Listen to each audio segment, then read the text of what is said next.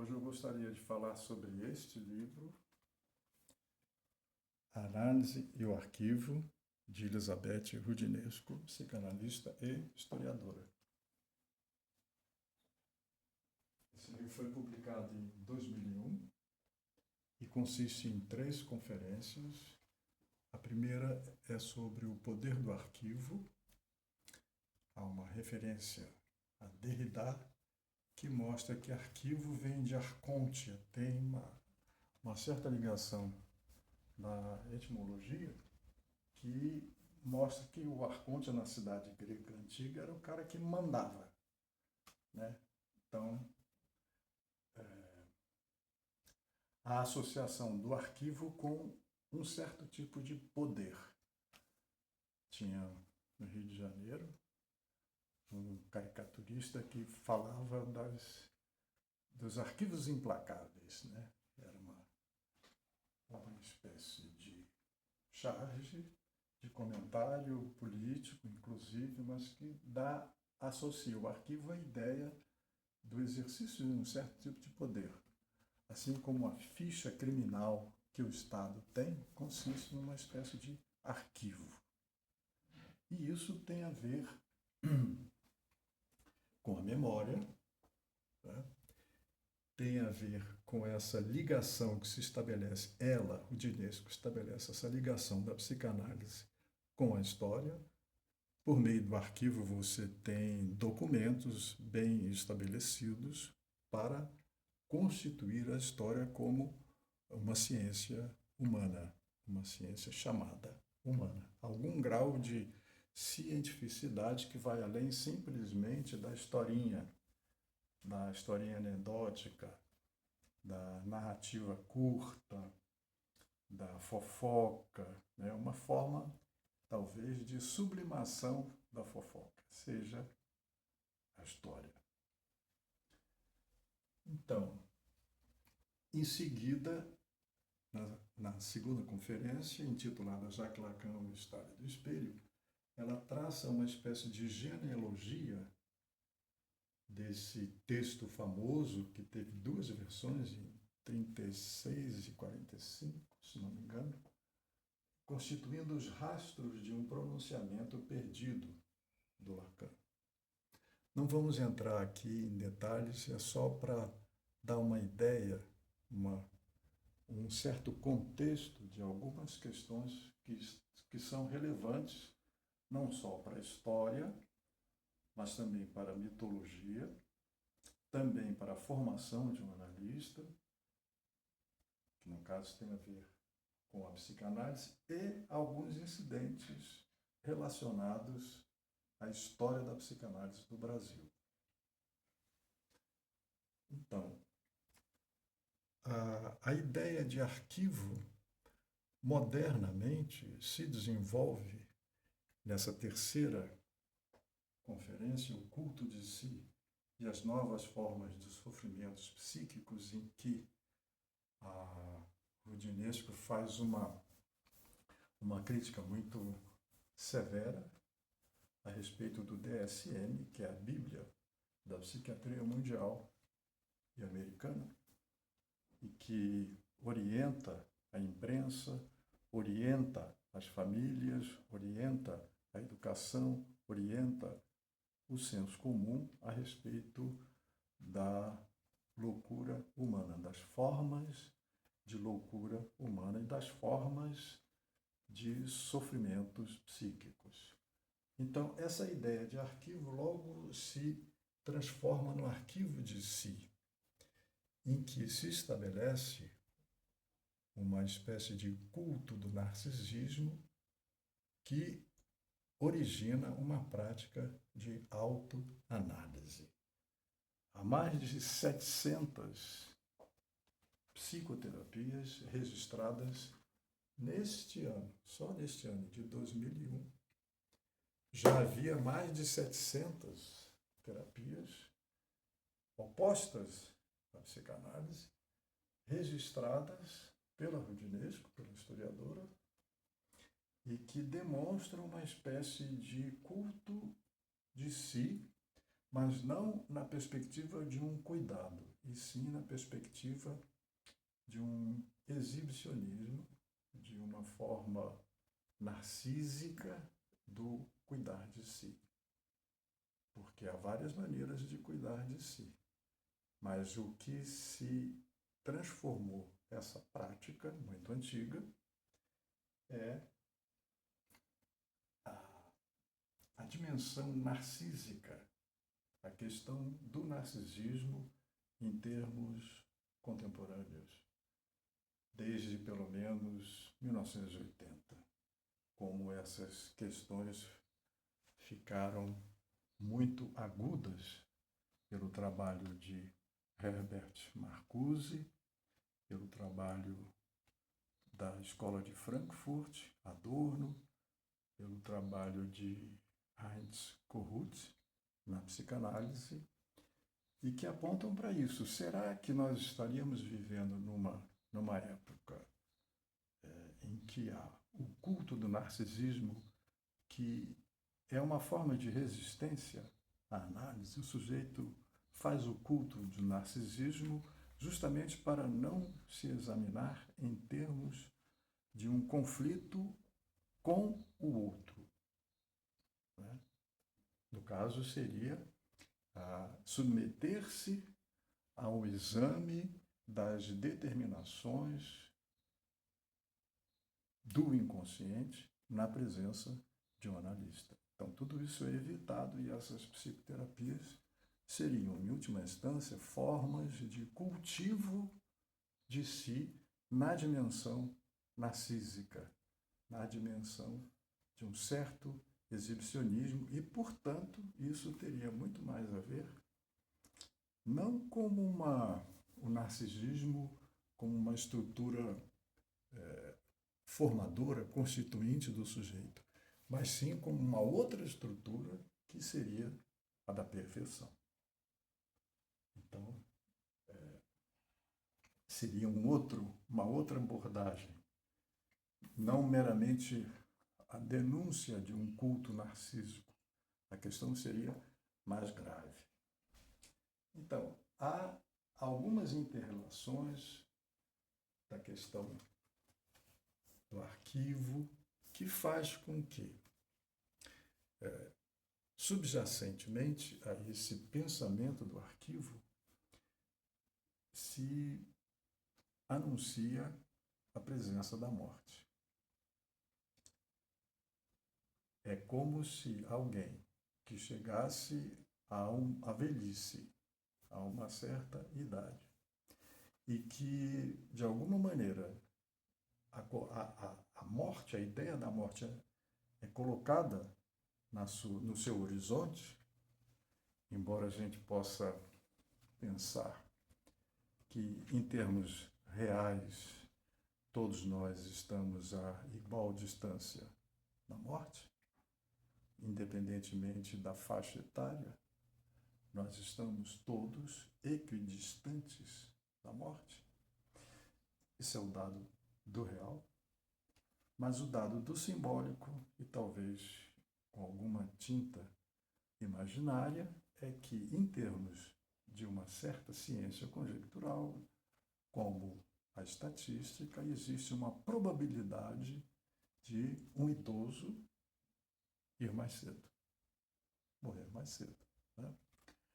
Não se espera que uma criança morra antes da morte dos seus pais, né? Essa dimensão da idade. Então, na velhice, você se confronta com a ideia de tarde demais, para que você faça alguma coisa que você já não fez. Isso já está dado, isso já está acontecido. Então, o que o idoso tem é um tempo pela frente que o leva à morte. Então, num certo sentido, tudo que ele fizer tem um certo ineditismo, não é algo que vá para além da repetição, para além da reminiscência, para além das questões da memória. seria uma certa atualização que pode encontrar uma saída apontada pela psicanálise na via sublimatória. É isso que fazem os poetas. Por exemplo, Manuel de Barros, que tem esse lema, né? Avançar para o começo. Isso não só seria o começo cronológico do Deus Cronos, que devora os seus filhos, que continua devorando os seus filhos, mas a saída dessa injunção que se coloca, por exemplo, no ensino, a partir do ensino do Heidegger, o homem é um ser para a morte, seria considerar como uma saída possível, parcial, não toda, a ideia de que um homem é um ser para a obra. Então, ainda que precária, ainda que insuficiente em termos da nossa onipotência de nos considerarmos imortais, existe uma saída, felizmente, em que você pode inventar a sua biografia, não apenas descrevê-las na pretensão de narrar um fato verídico, um fato que teria verdadeiramente acontecido em termos objetivos, em termos absolutos, mas que você pode, de alguma maneira, contribuir com a sua experiência subjetiva, a sua experiência de singularidade. Está aí um poeta, Manuel de Barros, que indica uma espécie de caminho. Porque, para o velho, para o idoso, o futuro é a morte. E isso é, obviamente, angustiante. O passo adiante é o inominável. Não se sabe muito bem o que é isso. Não se tem a experiência da morte. Então, desde Freud se diz que a morte não há. Não se faz a experiência da morte. Você não estará presente no momento da morte. O Lacan reitera, concorda com Freud e diz, a morte não há. Nós vemos pessoas que desaparecem, outros. Não é um problema nosso, num certo sentido, porque no inconsciente isso está negado. No inconsciente nós seríamos marcados pela vida eterna, pela atemporalidade, enfim, algo que escapasse. E aí essa é a ideia de castração, algo que escapasse à finitude. Tem um autor, Magno Machado Dias, que propõe uma outra saída estética, também pela estética, a saída, né? Tal como o poeta, se referindo a Fernando Pessoa, que tem um poema chamado O Cais Absoluto. Para Magno, haveria, pelo menos isso seria exigível na formação de um analista, a necessidade de olhar a castração nas suas variadas formas de frente e de lado. Né? Olhar de frente muito rapidamente para entender que se está diante do inominável da morte, que é tarde demais para realizar todos os sonhos da juventude. Você tem que fazer opções e em cada opção você perde. Se você realiza uma, deixa de fazer outra. Mas, dirigindo-se ao cais absoluto, no sentido de enfrentar esse efeito minimamente deprimente da ideia da morte, ou até mesmo melancolizante, o analista, digamos teoricamente, né, poderia contornar essa ideia angustiante com a ideia de um retorno pela via sublimatória, pela via do faz de conta, pela via da invenção, e de lá voltar com alegria. Isto é, na medida em que, de alguma maneira, se pensa o impensável, se nomeia o inominável, se estanca diante de um impossível de atingir, algo que está para além do simbólico, que é o real, que é a morte, você só depois é que você faz essa experiência de retorno a uma espécie de vida cotidiana, de alguma maneira, nos dando conta de que é possível prosseguir na vida. Não é? Nesse conflito entre as pulsões de vida e as pulsões de morte, no sentido dualista do Freud, ou então no sentido lacaniano de que toda pulsão é, em última instância, pulsão de morte, um certo monismo, né, que tem várias maneiras de se declinar.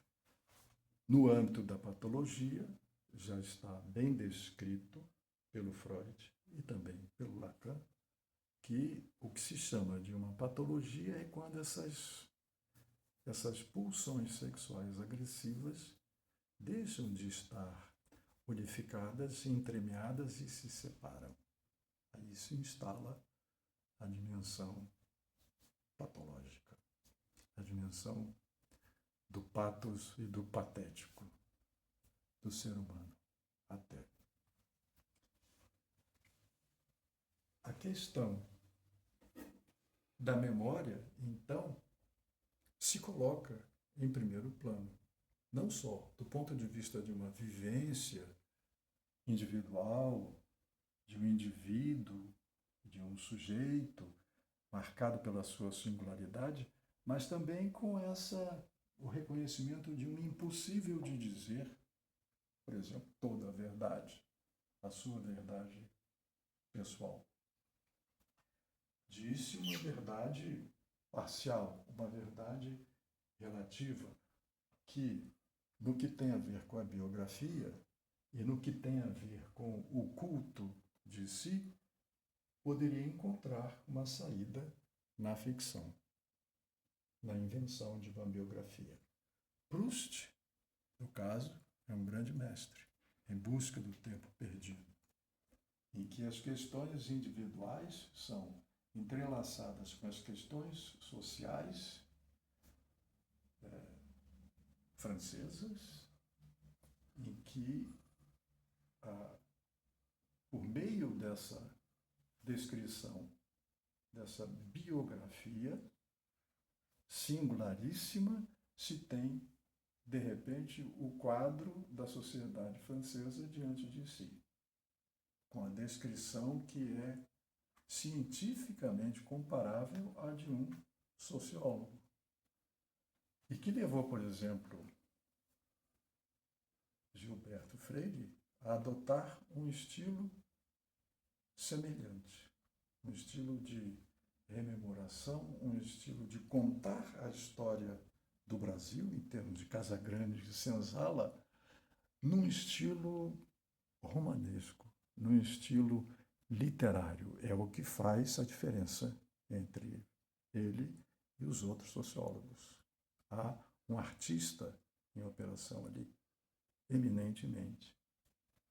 Então, temos a ver com a nossa memória singular, que se atravessa da memória dita coletiva, que remete a questões, por exemplo, muito antigas de filosofia, a questão da reminiscência, que está em Platão, que tem a ver com esse primeiro Platão, o que teoriza as ideias, as formas, e teoriza não só do ponto de vista de uma certa lógica que se anuncia, a lógica formal e a lógica dialética, que vão ser, no caso, a lógica formal, estabelecida, a lógica formal, pensamento lógico, que todos nós usamos, estamos banhados nessa lógica formal, formalizada por Aristóteles. Então, pelo menos esse primeiro Platão, que se distingue do último Platão, que considera as leis como uma forma de estabelecimento de um convívio possível entre os homens, do ponto de vista social. Ele está pensando o social, né? E vai até o número, vai até uma certa abstração que impõe a frequência, a utilização, a necessidade da matemática. Mas, pelo menos, esse primeiro Platão se refere à questão das origens e a gente concebe o seu método muito coerente de estabelecer que, a propósito das origens, não há como você fazer ciência. Há sempre algo que se explicaria melhor por um acordo entre pares, por um acordo de uma assembleia esclarecida, a dos cientistas, a dos filósofos, que chegariam à seguinte conclusão: a respeito das origens, nós não temos como fazer ciência. Há sempre um resto, há sempre alguma coisa que fica sobrando. Nunca chegaremos lá. Nunca poderemos sair da linguagem para ter uma abordagem direta ao real. Quanto ao real, o impossível, a morte, a castração, só podemos apontá-lo, esse real. Dizer é sempre uma espécie de invenção científica, filosófica, religiosa, enfim. É pela via sublimatória que se vale da linguagem para abordar o inabordável, as origens. Então, nós sempre começamos com uma espécie de acordo. Vamos estabelecer, vamos acordar, vamos estabelecer uma convenção de que, a propósito das origens, fazemos mito, mitologia. Assim como na ciência não se tem a explicação da ciência. A ciência precisa de ser fundamentada em algo que não é científico, e sim o desejo de fazer ciência, o desejo de saber. Há uma dimensão desejante que funda a própria existência da ciência. Então, a ciência não é completa, não diz tudo a respeito, por exemplo, de si mesmo, quanto mais do real. Precisamos de um outro registro, que é o desejo. O desejo de saber é que tem mobilizado a ciência. Isso só pode ser ilustrado, fora dos cânones científicos, pela dimensão mítica, pela dimensão da mitologia. E aqui recorremos à memória, que os gregos chamavam de Mnemosinde, que era uma deusa, era a mãe das musas, da música, do teatro, da dança, da epopeia, da poesia romântica, enfim, Mnemosinde. A importância da consideração da memória em termos míticos e em termos divinos, porque isso está para além do saber humano, para além da medida humana. Então, daí o elogio de Fernando Pessoa, outro poeta, que afirma: o mito é o nada que é tudo. Daí a importância do conselho de Jung, a doutora Anísia da Silveira, para tratar da loucura, disse ele a ela: é preciso que você estude a mitologia. Sem a mitologia, você não encontra uma explicação viável para a loucura humana. Dentro desse contexto, o mito é o nada que é tudo.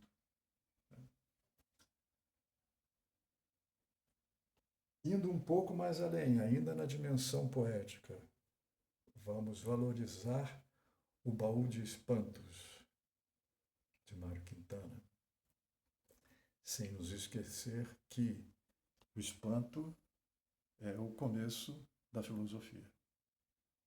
Espantar-se com algo seria o primeiro passo para fazer filosofia. Voltando um pouco à análise e o arquivo de Roudinesco, nós vemos uma severa crítica da psicanalista e historiadora ao DSM, ao Manual Estatístico de Doenças Mentais, que tem orientado grande parte da humanidade, da população, enfim, do senso comum a respeito do que é e o que não é doença, e que tem aparecido como um arconte, como um poder de arquivo. Ela mostra, por exemplo, a Roudinesco mostra as sucessivas retificações que o DSM vem passando na direção de uma desqualificação da psicanálise, porque a psicanálise aponta para essa questão gravíssima, sintetizada nessa frase: não há doença mental. Isso aqui existe um trabalho do Christian Dunker que trata especificamente disso e que eu recomendo que seja estudado com seriedade, porque isso é decisivo. A sua argumentação e a argumentação de Safatli, a argumentação da USP, de muitos professores e analistas que examinam profundamente, em detalhe, essa questão, né, é a conclusão de que falta um marcador biológico para o que se chama de doença mental. Falta. Por exemplo, na tuberculose, nós temos o bacilo de Koch. Na chamada paranoia, esquizofrenia e outras doenças catalogadas em termos psiquiátricos, não há esse marcador biológico. Então, se não há doença mental, isso no âmbito da psicanálise. Também não há saúde mental. Foi a conclusão de Jacques Lamillard no seu livro Perspectivas sobre os Escritos e Outros Escritos de Lacan. Esse ideal de saúde mental nos é vendido há muitos anos como uma forma de fortalecer o poder das indústrias farmacêuticas, a ponto, um certo exagero, de se reconhecer no limite em que se medicaliza a existência humana com a finalidade de se manter esse poder de lucro, o poder de estabelecer até mesmo uma droga, um remédio, para o qual ainda não se inventou uma forma de doença, mas ninguém perde por esperar que ela virá. Então, tudo isso está relacionado com esse cuidado de si. Não se negam os avanços da medicina, os progressos da ciência, não apenas da prática da arte médica, não se negam os avanços em termos de uma longevidade. O que se discute é a presença ou não de um marcador biológico que caracterize algo como uma doença analogamente orgânica. Uma doença mental que teria uma analogia com uma doença orgânica. Isso, taxativamente, segundo a psicanálise, segundo Dunker, segundo Safatli e todos os pesquisadores, sobretudo de São Paulo, são taxativos em afirmar que esse marcador não existe. Então, voltemos à questão da memória, do arquivo como uma espécie de poder, não só estatal, individual, né? Mas também fílmico. Está para entrar em cartaz o filme de Walter Salles, Ainda Estou Aqui, que trata de um episódio da história política brasileira entremeada com a psicanálise. Como se sabe, havia um tenente médico, Amilcar Lobo, que participava das sessões de tortura, medindo a resistência dos presos políticos para saber se eles suportariam ou não mais tortura.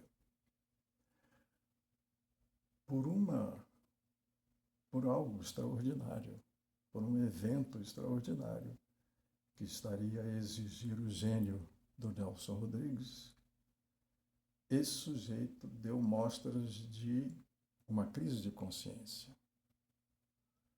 e denunciou que o deputado Rubens Paiva, que faz parte desse filme, Ainda Estou Aqui, do Walter Salles, porque se trata de mostrar a importância da mulher de Rubens Paiva, Eunice Paiva, que sozinha enfrentou as tergiversações da ditadura militar que desmentiam a morte, a tortura e a morte do deputado Rubens Paiva. Essa mulher teve uma coragem extraordinária e só pôde se considerar viúva depois que foi admitido que Rubens Paiva tinha sido torturado e morto pelas forças de repressão da ditadura militar. Então, você imagina o sofrimento dessa mulher. Então, o caso Amilcar Lobo, que é a única testemunha ocular dessas ocorrências, suscita uma questão gravíssima. Esse sujeito, além de participar das torturas, como torturador, um tenente médico torturador, esse sujeito pleiteava tornar-se psicanalista. Então, pode um psicanalista ser também um torturador? Não, claro que não. O senso comum diria isso. Mas como você pode evitar que isso aconteça? Não há nenhum controle efetivo por nenhuma instituição que possa evitar que um perverso se torne um analista. Ele pode muito bem enganar os seus pares e exercer a psicanálise fora de um controle institucional. Era o que pleiteava Amilcar Lobo. Existe psicanálise de direita? Não, claro que não. Mas, na prática, sim. Mas será a psicanálise? Bom, a gente vai medir pelos efeitos terapêuticos. Há documentos, há cartas, há reconhecimento de pessoas que se disseram, analisadas por ele, Amilcar Lobo, e que se sentiram muito bem. E aí? Como lidar com isso? Como lidar com esse nó, né, que tem a ver com a denúncia praticada por Hélio Pellegrino, né, que bateu de frente com essa situação. Quando Hélio Pellegrino pediu à sua instituição que lhe desse um documento para que ele pudesse sair da prisão, escapar da prisão por ter enfrentado a ditadura, a instituição respondeu que era a política. Não se metia nessas histórias. Então, há toda uma denúncia do apoliticismo das instituições psicanalíticas, denúncia feita a partir de um texto meu chamado Os Barões da Psicanálise, que mostrava dois pesos e duas medidas. Bom, vocês me recusaram, dizia o Hélio, vocês me recusaram um documento que eu pudesse justificar a minha ausência perante os meus pacientes. Mas, ao mesmo tempo, vocês permitiam que um torturador pleiteasse a sua condição a um título de analista. Como é que é isso?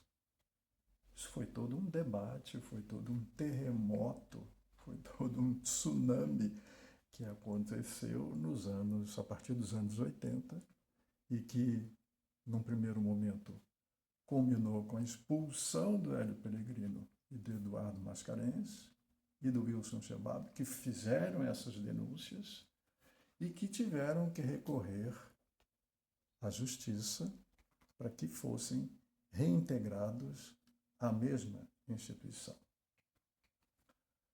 Pode-se dizer, bom, será que esse sujeito, de alguma maneira, se arrependeria? Seria, enfim, encontrar na análise uma saída para os seus crimes, para resolução da sua culpa, de alguma maneira? Uma hipótese aberta em discussão. Então, aqui nós temos questões associadas à análise e o arquivo. Os resgates das questões relativas à memória, onde estaria a verdade, que realidade é essa, o que é mesmo a história, em confronto com a dimensão do real, que é o impossível, o inacessível, e que me leva, por exemplo, a indagar: deve a polícia e ou o exército terem o privilégio da última palavra, como se existisse, na definição do que é realidade / real? Porque diante de qualquer crime, diante de qualquer transgressão à ordem estabelecida, o que a prática nos tem indicado que a polícia é a palavra final. Não seria muito poder que se atribui a uma instância? Essa é uma questão aberta. Então, Lobo é o um que confessa. De repente, não é mais a palavra desconsiderada, a fala vazia dos presos políticos acusados de comunismo, diz, olha, tortura-se. Não, de repente é um militar engajadíssimo na sua ordem, disciplinado, ao contrário do capitão, rebelde e indisciplinado, de que nós temos notícias. Ele era disciplinadíssimo, obedecia a ordens. Ele simplesmente obedecia ordens. Mas, vendo aquela série Lost, uma série que voltou ao cartaz, né, de pessoas que sofreram um acidente de avião e que caíram numa ilha deserta e tiveram que encontrar meios de sobrevivência e que de repente se encontram como objetos de uma experiência psicológica.